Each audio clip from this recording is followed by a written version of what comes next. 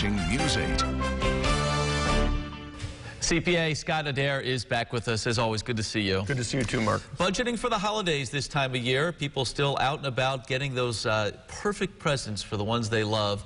But it can be tricky. Let's start with the steps for putting a good budget together.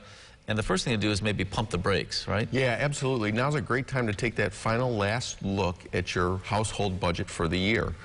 Figure out how much money you actually do have to spend on the holiday season coming up. Figuring out what expenses have gone over and what have gone under this past year so you can get an idea as to how much you have to spend. All right, once you have a handle on what money is available, how do we put a good budget together? What are the steps? So start to take a look at your Christmas shopping plans and those people that you need to buy for. Certainly making sure that you have money set aside for folks that are important to you, and sort of make what I will refer to as a spending limit on each individual. Select a gift and then the concept of how much you're going to spend on those. Probably a good idea to set some expectations and keep in mind some of the costs that maybe don't come to mind naturally. Yeah, really important. Setting expectations of family members and friends. Certainly the little ones, you want to make sure that you set the expectation properly for what you can afford this Christmas.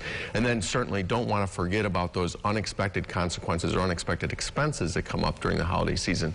Postage for Christmas cards, things like traveling expenses that you may incur, or shipping expenses that may be incurred. We know they add up. So here's the question, cash or card? How do we go about this? Well, this is an interesting one because I want to go a little bit old school here and kind of have that cash in the envelope to kind of keep track as to how much we're spending.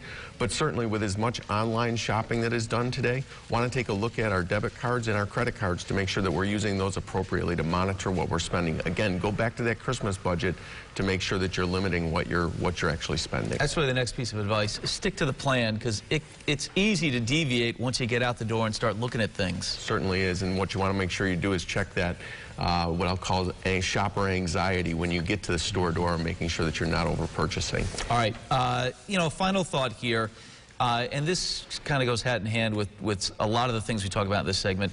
Keep good records of what you've done, right? It really can be helpful. Yeah, it really can be, and certainly from a standpoint of making sure that you have the receipts available, not only your receipts to monitor what you've spent, to check your credit cards as well when those bills come in, but also for returns potentially, and then ultimately saving them for the subsequent year so that you can take a look next year as to how much you spent this year to make sure you're planning appropriately. All great advice, Scott. Appreciate it. Thank you. Thank you.